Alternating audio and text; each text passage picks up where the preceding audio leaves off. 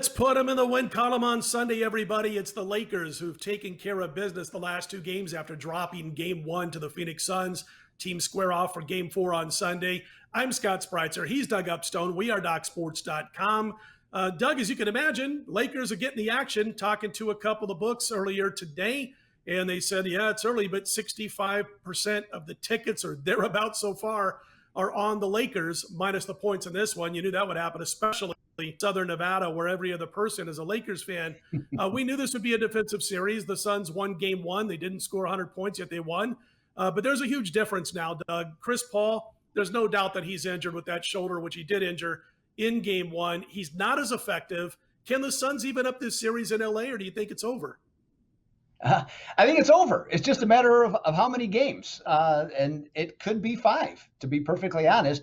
In this one, Chris Paul, there's a lot there, and unfortunately, what is this, the third different team in the last 3 years that he's been a part of where he's gotten injured in the playoffs and basically has taken their playoff chances with him. I'm not saying it's entirely his fault, and it's also bad luck. Nonetheless, guy is 6'1", 180 pounds.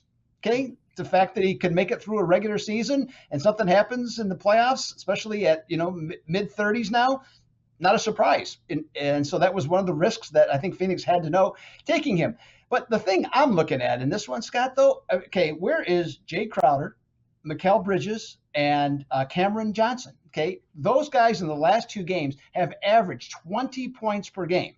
During the regular season, they averaged 33 points per game. And if they just were playing their normal game, guess what a difference that would make in the outcomes of the last 2 games.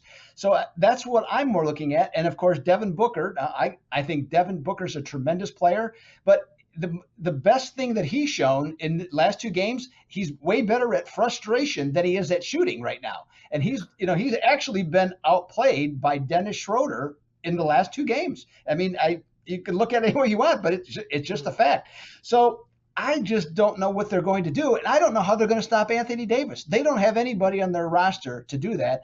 And Anthony Davis, if you watch the conference finals last year and now leading into this year, this is, LeBron's still LeBron, okay? But this is Anthony Davis's team, okay? Now that's my opinion, but I mean, he's their leader.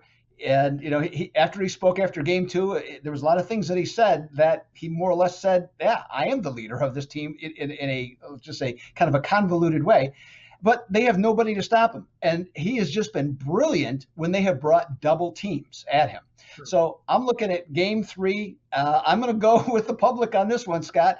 I'm looking at the Suns. They remind me of mild-mannered Bruce Wayne. Okay, in this one, they're not being necessarily very aggressive, and I don't see any Batmans emerging, okay, for Phoenix. So in the City of Angels, I'm going to stick with the Lakers in game 3 to win and cover this one. Scott, take it away. All right, I'm trying to think of some, I guess Anthony Davis would be considered the Superman, and, I don't know, if we're going to go ahead and stick with, anyway, the Lakers had to get a game under their belt with their top players, their elite level players, which are Davis, LeBron, Schroeder. They had to get them all on the same page, and they had to do it in a meaningful game. And that's what hadn't happened going into the postseason. I know LeBron came back from the injury. He played a couple of games. He talked about still not feeling 100%. And they just didn't look to have any drive those last couple of games of the regular season. They certainly didn't have that playoff motivation or mentality. So game 1 kind of went the way I thought it would, in that they would struggle and potentially lose that game, and they did. And don't get me wrong, I said that Chris Paul being injured has hurt Phoenix in this series. They're not going to win this series if Chris Paul is 100% healthy, as far as I'm concerned. The Lakers are just another level, and so is anybody surprised? I mean, when LeBron was down and out and they weren't sure how healthy he was going to be for the postseason, they were still everybody's favorite for the most part to win the NBA title. So it's a situation where we're talking about the 8 team basically being a 1 seed and vice versa and all that kind of stuff, or whatever it happens to be. But listen, they got the meaningful game under their belt. They got the chemistry back, the 3 players that I just mentioned. It did take a loss. I don't see Phoenix winning another game. And I could be wrong, obviously, but I don't see it, especially with Chris Paul basically needing help at times bringing the ball up the floor. We've seen Booker having to play more of a point guard role at times, not for the entire shot clock, but bringing the ball up the court and all that kind of stuff. And after the horrible game in game one for Anthony Davis, that's all he heard, how badly he played. Every time you open your eyes, even if it seemed like you were watching cricket, they were talking about how bad Anthony Davis was in game one for the Lakers. So he put it upon his shoulders to come out and kick some rear end. And he did just that from the opening tip in game two.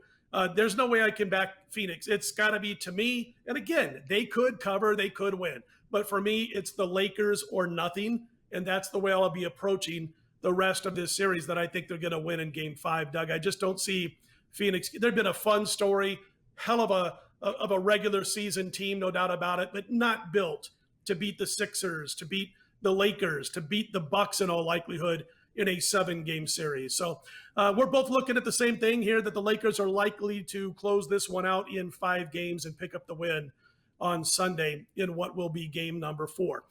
Folks, you see it at the top of your screen there, the banner, free $60 account. Go down below the video. You can click on that link. You can set yourself up for a free $60 account if you're not yet a member at DocSports.com. And what you can do is use that on any of our daily packages, Doug Upstone's, mine, anybody else on the roster at DocSports.com. For Doug, I'm Scott. Let's put this weekend in the win column, everybody. We are DocSports.com.